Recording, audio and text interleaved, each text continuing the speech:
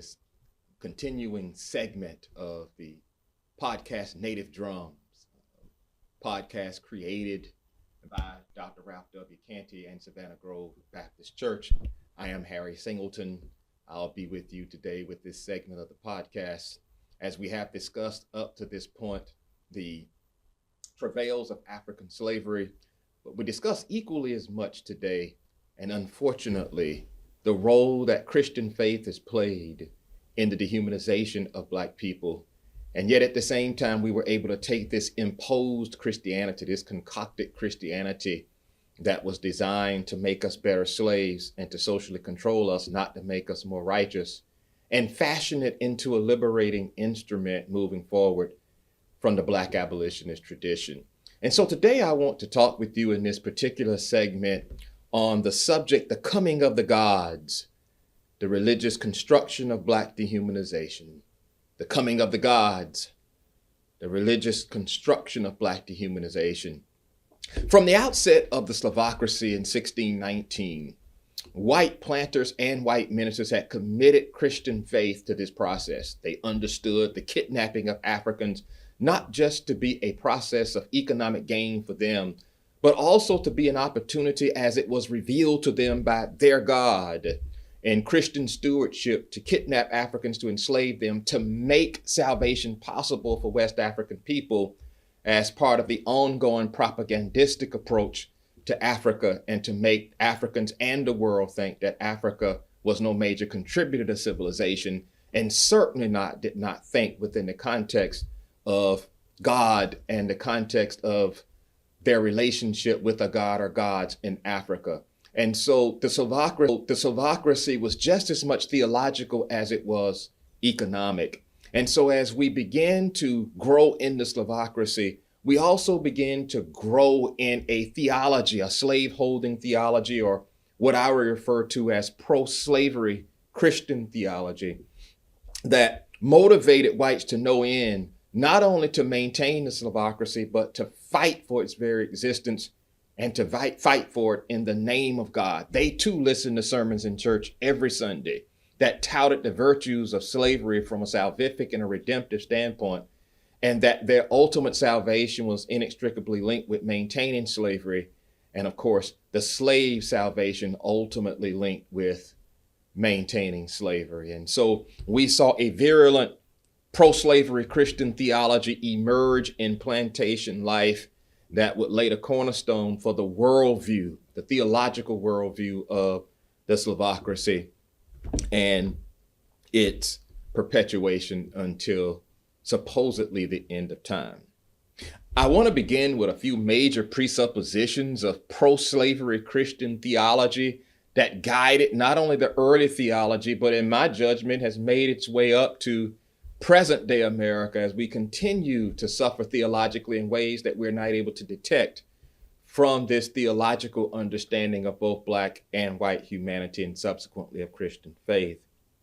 The first major presupposition of pro-slavery Christian theology is that the white race is superior to people of color and women, that God had revealed to white men their superiority, not only on the basis of race, but certainly on the basis of gender as well, and that they were to be the primary stewards of effectuating the kingdom of God on earth in the form of slavery.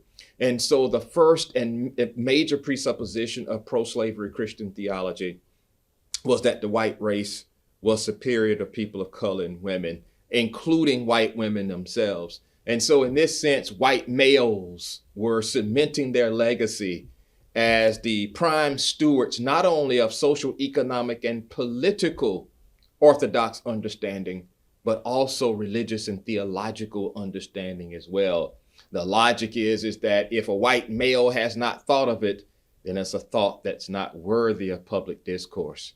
And so what they were doing was they were cementing a legacy where the legitimacy of humanity would be seen, particularly as it related to the development of ideas and the furthering of civilization, through the eyes and through the mindset of white males and white males only. And in that sense, we still live in that tight world today, wherein if a significant number of white males have not given proper approval of an idea or movement, then of course the mediums of mass communication are used to defeat and to defame that particular movement or that figure. We have seen that racially throughout American history, and it begins actually with the pro-slavery supposition that white men are superior.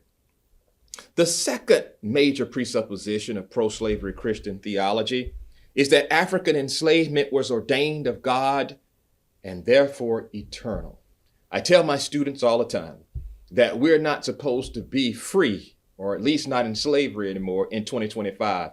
That slavery from its outset was to be styled as an eternal institution, meaning that it was supposed to last until the end of time.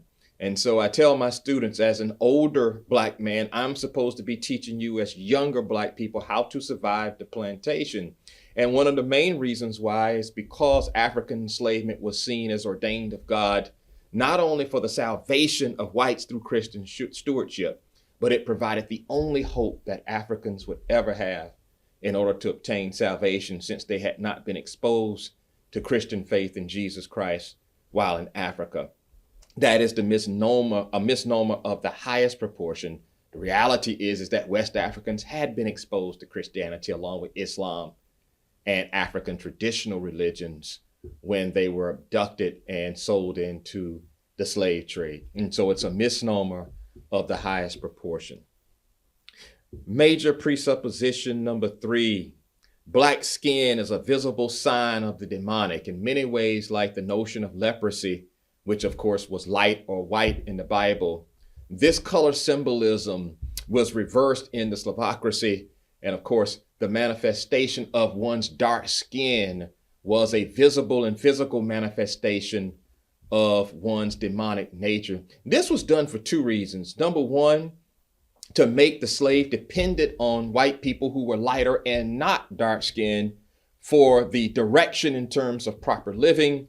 And number 2, it was also done from a pragmatic standpoint so that slaves could be identified by their skin color alone. This would be a tremendous problem for free Blacks who came to America and were not enslaved, but who were eventually enslaved because they were kidnapped by white planters and brought into slavery. Even though they had their papers certifying that they were free, those papers were usually torn up, burned, and they were kidnapped and taken into slavery.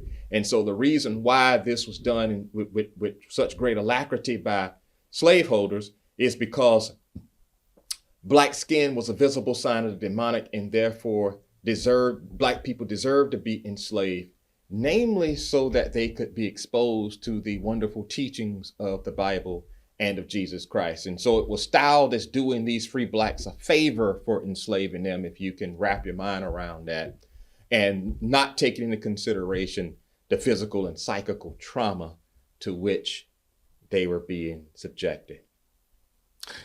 Presupposition number 4, the African possessed no soul. The reason why they were abducted in Africa and exposed to Christianity once they came to America is so that they could be converted. And so the original teaching as we begin the 17th century was that the African possessed no soul. But as we move into the 18th century, that presupposition had to be rethought. Because if you possess no soul, then there's no way that your soul can be saved. And if your soul can't be saved, then there's no need in trying to convert them, because it would be a futile enterprise. And so as we moved into the beginning of the 18th century, you see white Christian ministers and theologians backing away from this presupposition and giving the African a soul, which then, of course, justified the need to enslave and to convert to Christianity. But the original presupposition in the 17th century is that Africans possess no soul. Presupposition number 5, Jesus and God and the angels were white in color. Well, this is not surprising when you're trying to establish your superiority racially in America in a hierarchical system where you occupy the top rung of that ladder. Small wonder then that you would make, as you begin to bring about visible images of Jesus and the angels in the 12th century with the Renaissance. And of course, we see the Sistine Chapel of the Catholic Church with Michelangelo being commissioned to paint a portrait of Jesus on the ceiling. And of course, he chooses someone who is a derelict, a cousin of his, not of much worth, with the long brown hair and with the beard, and uses his image. And that became one of the more lasting images of Jesus, not only in Europe, but one of the more lasting images of Jesus as it makes its way across the pond, even to the Americas as well. And so Jesus, and therefore God, since Jesus said, when you see me, you see God or the Father, that made God white as well. And of course, the angels, as the assistants of God, were presented to both black and white people as white as well. And of course, the obvious reason is to establish the superiority of whiteness in color, and therefore in thought, and therefore in idea. 6, major presupposition of pro-slavery Christian theology is that you are to live as slaves in a life of complete toil, no sign of being free from slavery this side of Jordan. And so it brings into notion the theological category of what we call eschatology, meaning literally the study of the last days. So when you're engaged in conversation with someone about the soul, what happens to the soul after death, are we conscious of death? Are we not conscious of it? When you are engaged in that type of conversation with someone, you are engaged in what we refer to as eschatological language. And the early eschatology taught to slaves by white Christian ministers was that you could go to heaven, that there was a spatial place that existed called heaven that you could go to after you die. The Bible refers to it in image-wise as a land flowing with milk and honey and streets paved with gold, and that it would be yours only after physical death and only after you lived a life of complete toil as a slave and didn't engage in any insurrections. And you were what they refer to as a good slave. And so the ethic of the good comes from the slave and meeting their daily workloads and not trying to do anything to topple the slavocracy. And so heaven came through hard work for blacks, and it came from Christianizing heathen Africans for whites. And so a huge part of Christian stewardship became interpreted in such a way that whites would make it to heaven in their attempts to keep blacks enslaved, 1, and number 2, convert them to Christianity. And so this has been a major understanding in the life, probably one of the more prominent ones in Christian thought, particularly by black abolitionists who have been relentless and constructively critical of both white and some black churches and black leaders who continue to preach a theology of heaven first and not earth first. And so most abolitionists in our tradition, Prosser, Vesey, Turner, Daniel Payne, Bishop Henry McNeil Turner, Martin Luther King, Malcolm X, certainly engaged in a merciless critique of Christianity and it being a heaven first faith, which of course they understood to be a clever ruse created by the slave master in order to make blacks more docile slaves and readily accepting of their oppression. And so this is a very significant presupposition relative to whether fulfillment of promise of God to human beings occurs. Does it occur on earth as a futuristic event in human history, or does it occur in a so-called spatial heaven that you go to only after you die? The other rub with that as well is that when you do die, and you do find out whether it exists or not, even if it does exist, no one is able to come back to this side of Jordan and tell you whether it's real or not. And so it made for a clever ruse to try to induce greater workloads in slaves and to get them to think that their enslavement was divinely ordained.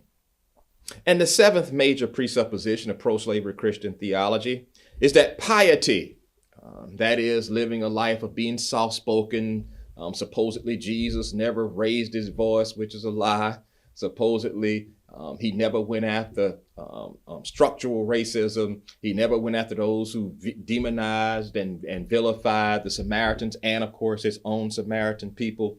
And so piety became interpreted as this presentation of Jesus, not only in white form, but in pious form, walking around saying only nice platitudes to people, never raising his voice, always in some type of prostrate or prayerful position, and of course, never being constructively critical of the system that he inherited and the structural injustices that he inherited. And so piety became the ultimate Christian virtue as taught by white slaveholders and white Christian ministers, but not freedom. That Christian freedom was a tangential or peripheral issue at best in Christian discourse because, of course, slaves were not supposed to be free this side of Jordan, to be free only after they die. And so if you can imagine a Christian theological approach in which freedom is not the ultimate value, but of course piety is, then certainly that is what we encountered as Black people in American history during the Slavocracy. And so those are the major presuppositions of pro-slavery theology. We turn our attention to some major biblical themes of pro-slavery theology. We begin, number one, with the polygenesis theory, which makes sense from the standpoint of a racist mind. And of course, polygenesis sounds like what it means. The prefix poly means many. Genesis means creation. Of course, the polygenesis theory maintains that Black people were not created by the God of the Bible, that Black people were created by an inferior God, and therefore they are inferior, that their diminished ontology begins from creation itself, and of course does not begin socially and historically in the life of this world. The theory one was that Blacks were created by an inferior God and therefore made them inferior. Now, they had to back off this presupposition too, just as they had to back off the presupposition that Africans possess no soul, because it detracted from the biblical notion that out of one blood has God made all human beings.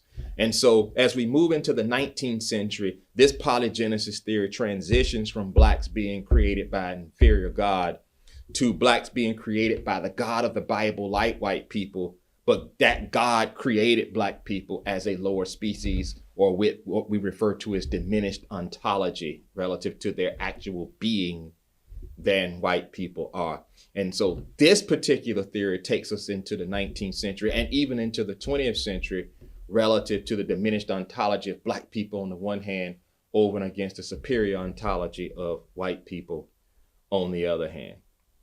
The second major biblical theme emanating from the First or Old Testament and pro-slavery Christian theology is the Hamitic hypothesis. This is referred to practically as the curse on Ham, that in Genesis 9:18-27, one of Noah's sons, Ham, mocks Noah in his drunkenness. And as Noah is passed out, Ham is mocking him. And his brothers Shem and Japheth, once Noah comes to, tells Noah what Ham did. And of course, the pronouncement goes out from Noah, "Cursed be Canaan, a draw of water and hewer of wood shall his descendants be to the descendants of his brothers." And so this was interpreted as Ham moving and settling in what we call modern day Africa, and his brother Shem and Japheth moving and settling in what we call present day Europe, that for white Christian planters laid the foundation for them to conclude that God wanted white people to rule over Black people because of the Hamitic hypothesis, because Ham, who supposedly moved to Africa, meaning Ham meaning burnt literally, moved to Africa, and that it justified the enslavement of West Africans based on that particular passage. It was one of the most widely used biblical passages in plantation life to justify the enslavement of Africa. And of course, it finds itself in Genesis 9:18-27. The reality is, though, is that "cursed be Canaan," which is what Noah said, was not meant for a future reality 14 centuries, 15 centuries later for European people to enslave African people. It was meant for when, of course, the Israelites went into the promised land and into Canaan and destroyed everything in it. It was not a fulfillment of a futuristic reality in human history beyond biblical times, but was actually fulfilled in biblical times and had nothing to do with one race of people enslaving another, but yet very powerful in its impact in terms of how it was internalized, particularly by white planters and by whites who saw an inextricable link between this passage and the Slavocracy. And of course, post-slavery, the third biblical theme used in the Old Testament pro-slavery Christian theology was the Tower of Babel. Of course, God confuses the languages of people who are trying to build this statue, to erect this edifice to go all the way up to heaven, because they wanted to see an actual image of the face of God. And God interpreted this as the arrogance of human beings for wanting to see the face of God and not, of course, live in the will of God and live in the creative power of God as God had demonstrated it in creation on earth. And so for that, God supposedly punished the human race by separating them and sending them to the different parts of the earth geographically, and had them speak different tongues so they could no longer communicate with each other in terms of building this edifice. Believe it or not, this was used as a major biblical plank and foundation for whites justifying their physical separation from Black people and creating segregated conditions for Black people, not separate but equal, but separate but highly unequal, coming out of the Plessy decision in 1896 and moving into the 20th century. And it was preached ad nauseum by white ministers who maintained that the Tower of Babel was now biblical proof post-slavery that God wanted segregation, and that segregation emerged out of the mind of God, not out of the mind of white men. And so those are three of the major biblical themes in the First Testament, or the Old Testament. And we take a look now at four major biblical themes in the Second Testament, or the New Testament, used by white Christian ministers to justify slavery. The first one we take a look at is the book of Philemon. It is the shortest Bible in all of the books of the Bible. It is only 27 verses, but no less a powerful plank in the justification of slavery on biblical grounds. In this book, of course, the Apostle Paul comes across a runaway slave by the name of Onesimus. And once he learns that Onesimus is a runaway slave, he instructs Onesimus to go back to his slave holder, Philemon. What they left out conveniently in the teaching is that Paul then goes to Philemon and tells Philemon to treat Onesimus as a full brother in Christ. And so in that sense, freedom was paramount for Paul, not slavery. And Paul goes to Philemon and tells Philemon to treat Onesimus as a full brother in Christ. That doesn't come out in the teaching, namely because whites have never wanted to be full brothers, even in Christ, with Black people. The second major biblical theme in the New Testament, or Second Testament, was 1 Corinthians 7:20 and 24. Let every human abide in the same calling in which she was called. Let every human wherein she is called therein abide with God. Now, what does this mean? This was interpreted in such a way that as we talk about callings, we really talk about callings in contemporary times relative to ministerial callings. He got called to the ministry. She got called to the ministry. But this passage is interpreted in such a way to maintain that white and Black people were called to the reality of slaveholding and to the reality of being enslaved through their callings from this passage in 1 Corinthians. Let every human abide in the same in which she was called, meaning that, of course, as the Slavocracy starts, then if that was your calling at the beginning of this institution, then you are to remain that until the end of time. And if your calling was to be a slaveholder when the Slavocracy started, you are to maintain that position until the end of time and therein abide with God. A major New Testament plank for teaching the legitimacy of slavery on biblical grounds. The third major biblical theme, Ephesians 6:5, slaves, obey your earthly master with respect and fear and with sincerity of heart, just as you would obey Christ. This was also a major theme hammered home by white Christian ministers on a weekly basis in church. The reality is with this passage is that the slave system that existed in first century Palestine was far different from the chattel racial slavery that existed and the imposition of the physical and psychical trauma on Black people. We were deprived of our rights constitutionally. That was not the case in this system. We were dehumanized in terms of our aesthetic value on every front.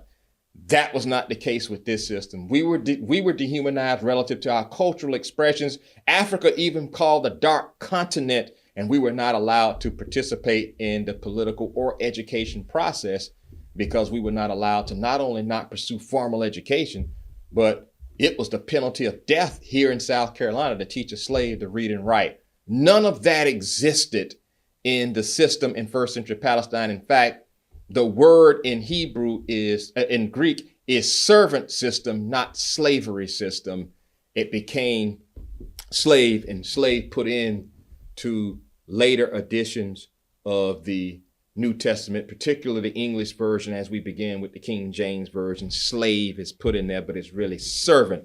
And so there are distinct differences between this system and the system that we inherited as African Americans. And that's very important in understanding nuances of what servanthood is on the one hand, slavery is on the other. In the servant system, if you are a servant to a man, he would consider it an honor if you married his daughter. That certainly was not the case, for instance, in chattel racial slavery in America.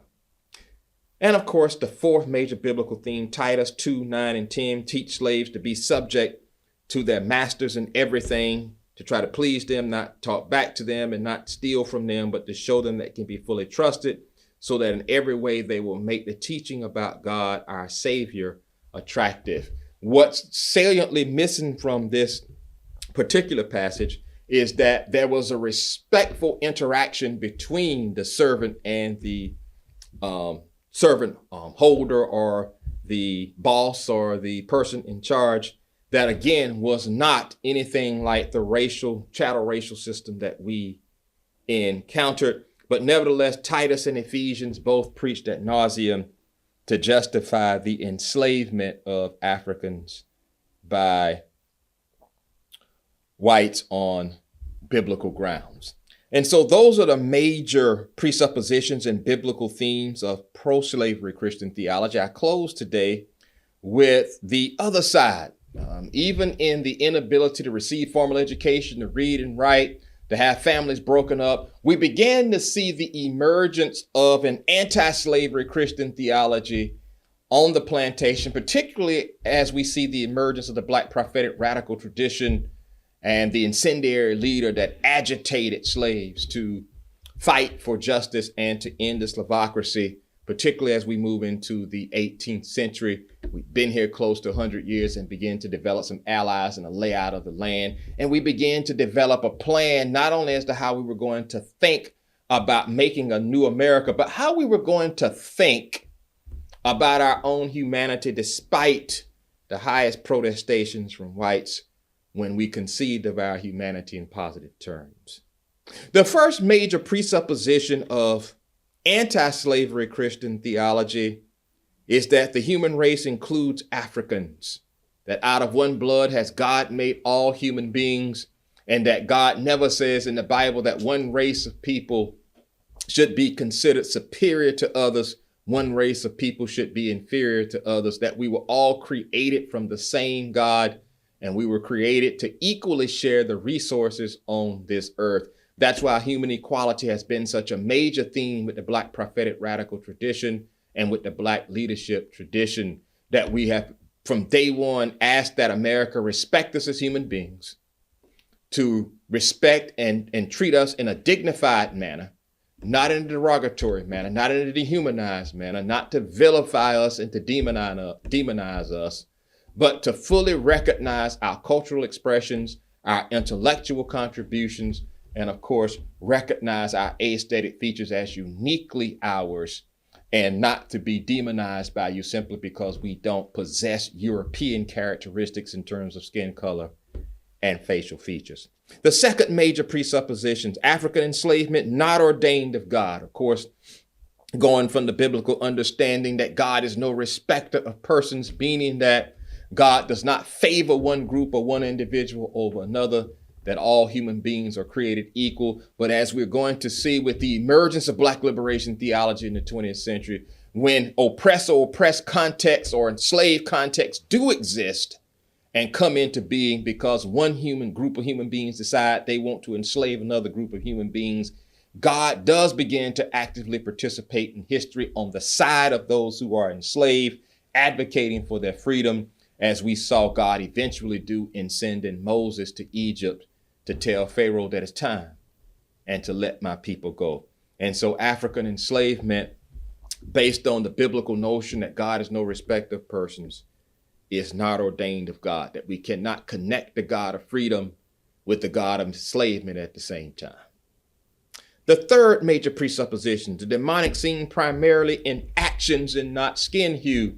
Of course, if you can remember from pro-slavery Christian theology, dark skin itself was a manifestation of the demonic to create racial category and racial categories of hierarchy between the superiority of whiteness and the inferiority of blackness. The demonic will be seen in anti-slavery Christian theology, primarily in actions, not in skin hue. And this is one of the reasons why a lot of the mothers of slavery referred to whites as demons or referred to them as Satan incarnated, namely because their brutal and harsh treatment of African Americans, and had some choice words too for those Black people who sold out insurrection struggles by running to the slave master and divulging to him the plan that was involved in the escape. And so for Black people, the demonic has always been interpreted within the context of your actions. It's been a moral and ethical construction, not a racial construction. And we have maintained consistency with that throughout our time here in America. Presupposition number 4, Africans as creations of God did possess a soul. So there was never a time for us when we didn't possess a soul. And when you go back and look at ancient Egypt, look at Coptic Christianity, and even West African Christianity, you will see Christianity being practiced in an exuberant way with a liberation imperative. And of course, never ever taking into consideration that as Africans, our ontology possess no soul. That is a concoction created by white slaveholders as a means of bringing slaves to redemption that they supposedly didn't have an opportunity for in Africa, but slaves were being redeemed and slaves were counting on eternal life as Christians in Africa long before they were abducted. Presupposition number 5, Jesus, God, angels is still white. Now, this is a construction that has created a lot of debate in the African-American community, particularly in the 20th century and the 21st century. Because the white Jesus, image-wise, is the only one that we have ever really known, because we really didn't imagize, for lack of a better term, Jesus in Africa, that it became such a fixture in the lives of the slaves, that for many of those same mothers, you would have holy hell on your hand, literally trying to get an image of a white Jesus off the wall. And we see that still in a lot of Black churches even today, let alone white churches, that we still have images of white Jesuses up. And that white Jesus with the long brown hair and the brown beard still considered the standard in terms of the image of Jesus. Not that they see themselves as inferior to white people, but they still see whiteness in Jesus. And it's part of the psychological and the psychical moving forward of Black people relative to our seeing divinity in whiteness and seeing non-divinity in ourselves. And so if we're ever going to be a truly free people, this is an aspect of Christian faith that has to become a part of more contemporary discourse, that we have to make the case for Jesus's Blackness in this context, namely because Jesus identifies with the inhumanity and the inhumane treatment of Black people, and therefore sides with Black people in their oppressive condition as they seek to affirm themselves in a society that's committed still to white supremacy and, of course, white male privilege. And so in that sense, that presupposition is still a presupposition that even in 2025 still needs more future discourse in churches, both Black and white, as we construct an understanding of Jesus that is more liberating in nature. Number 6, heaven through quality of life, if there was one. And so for Black folk, heaven always came through our quality of life, not as slaves, but our quality of life in terms of how we treated each other and how we treated all other human beings, including white human beings. And so it was the quality of life that we sought to create that would bring us heaven and or hell, not, of course, being a good slave to white people and making sure we met our daily requirements. That was part of the economic teaching of slaveholders in order to use slaves and to, of course, maximize their labor by getting them to observe daily work goals so they could make ultimate profit. And of course, they did. They made ultimate profit. That money has been used, invested it, and part of the wealth of white America even today allowed white America to start its banking institutions, its educational institutions. And so in that sense, it has been money that has been passed down and been used to maximize itself, particularly on the stock market as well, and in annuities to grow white wealth. And yet African Americans still have not received reparations for 244 years of chattel racial slavery. You would almost have to be a genius to figure out how to fail in a business when you don't have to pay your employees.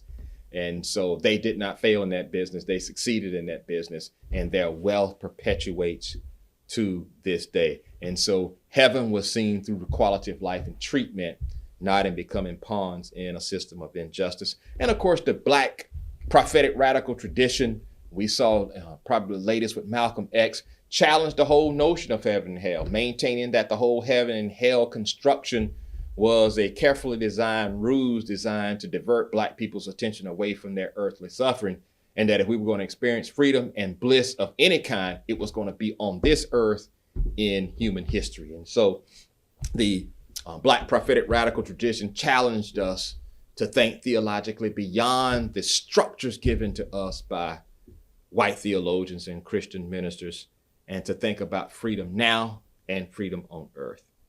And of course, the 7th major presupposition, freedom from slavery, was the ultimate Christian virtue and not piety. So we see a reversal of this presupposition in pro-slavery Christian theology, that piety was, and not freedom. Freedom from slavery, not inward freedom, not freedom from one's sexual desires and lusts, as Bishop Berkeley maintained in his famous letter in 1727, that it frees slaves from their inward lust, but doesn't free them from slavery. No, for slaves, Christian freedom meant freedom from slavery objectively and in history, not just inwardly. And so this created the Black prophetic radical tradition that sought to agitate for social justice as the best means of achieving Black liberation.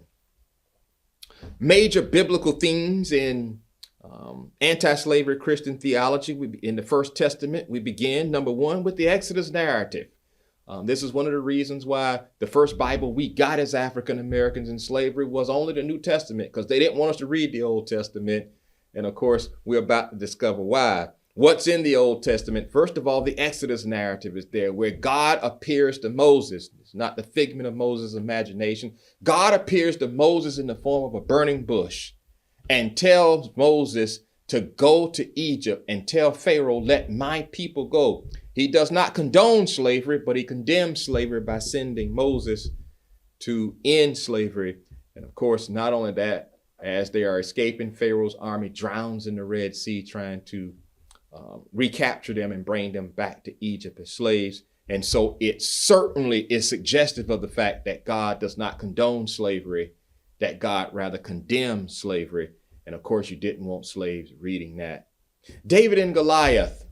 This has nothing to do with slavery directly, but indirectly, we see in this narrative the hope developed by many slaves when they read it and had it read to them, for those who were illiterate, that we see this ultimate giant. We see this ultimate villain who scared everybody, who made everybody tremble in their boots, in the form of Goliath, that no one wanted to take on Goliath except one person, and that was David. And he took 5 smooth stones from a brook, needed only one, and of course killed Goliath.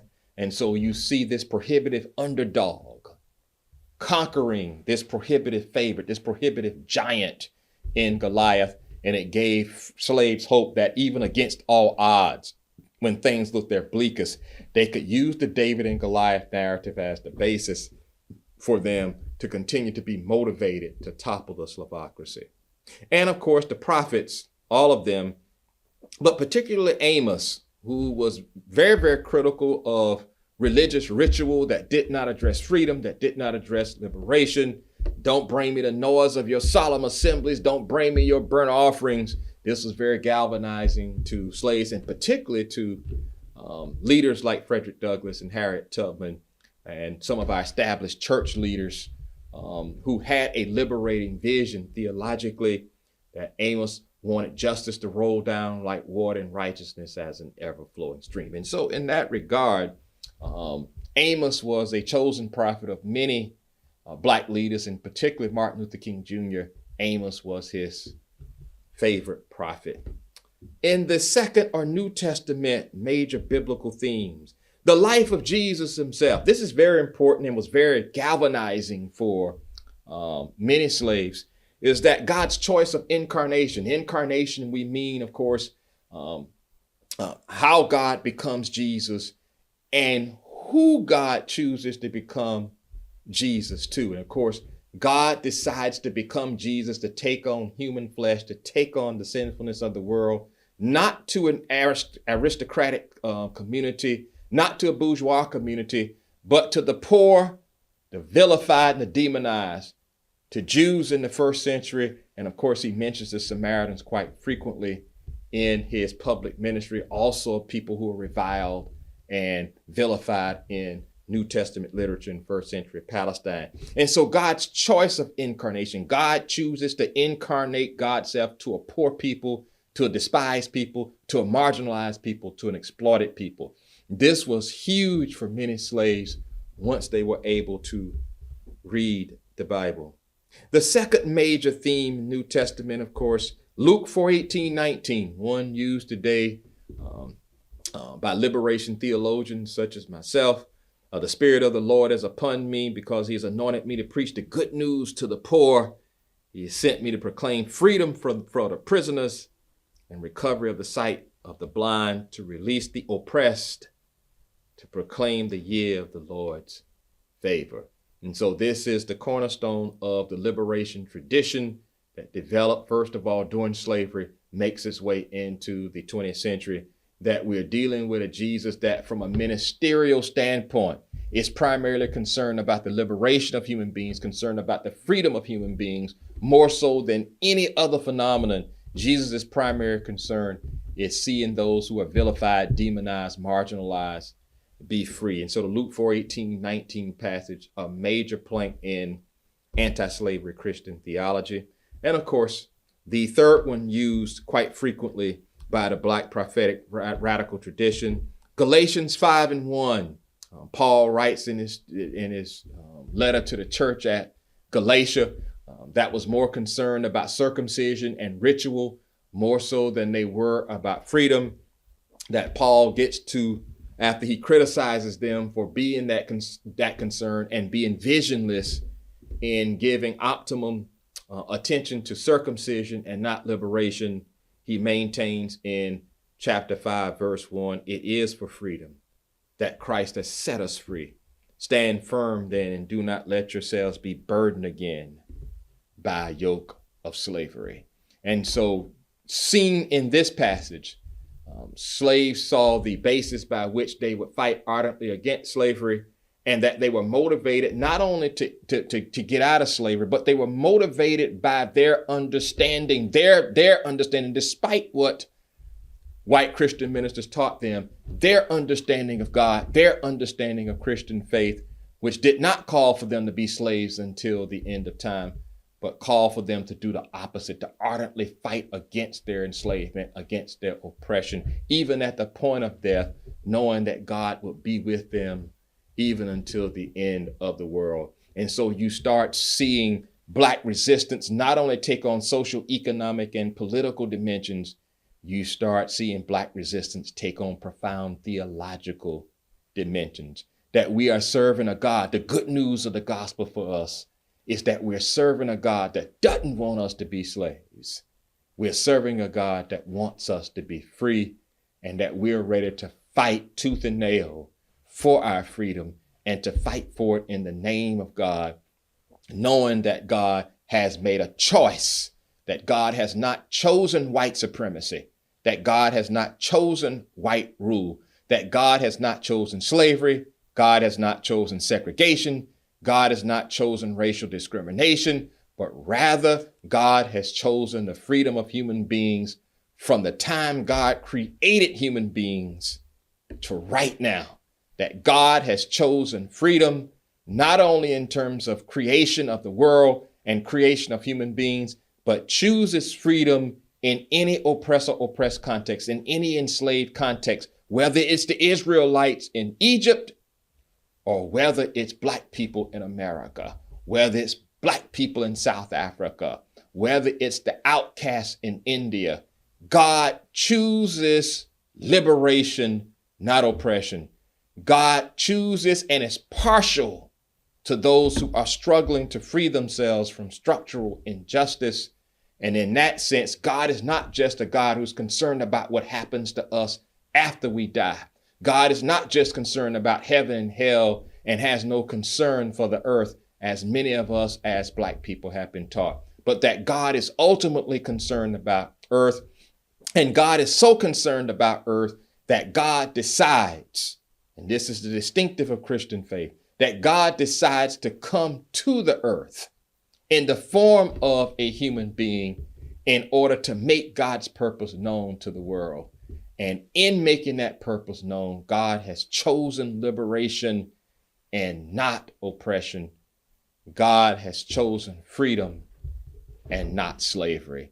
And that became the basis by which the Black prophetic radical tradition started, beginning with the insurrections in the 19th century with Gabriel Prosser, Denmark Vesey right down in Charleston, and Nat Turner. And we began to see an anti-slavery Christian theology that becomes the precursor to Black liberation theology, womanist theology from the 1960s, emerge in not only the antebellum period, but emerges in the 20th century and now into the 21st century. And it is imperative to me in this day and time that we recapture that sense of destiny, that we recapture that sense of liberation, and know, despite what is happening in the country today, that God still chooses the marginalized, the exploited, and the vilified. The people who are being told that they don't get jobs because they're lazy, and that they're getting jobs because they're lazy, not because they have earned it. And so in this milieu in which our humanity is continually vilified, that it lacks industry, that it lacks proper education, that it lacks proper qualifications, we must understand and be at the vanguard of social change and understand that we are dealing with a God who has not chosen those who choose to vilify us, but that God has chosen us as we move forward and as we recapture our sense of destiny, our sense of oneness, and our sense of freedom as we take on this latest round of racism that has mutated itself for another generation. And so that wraps up this segment of Native Drums. I hope you have enjoyed it. I've been your host, Dr. Harry Singleton,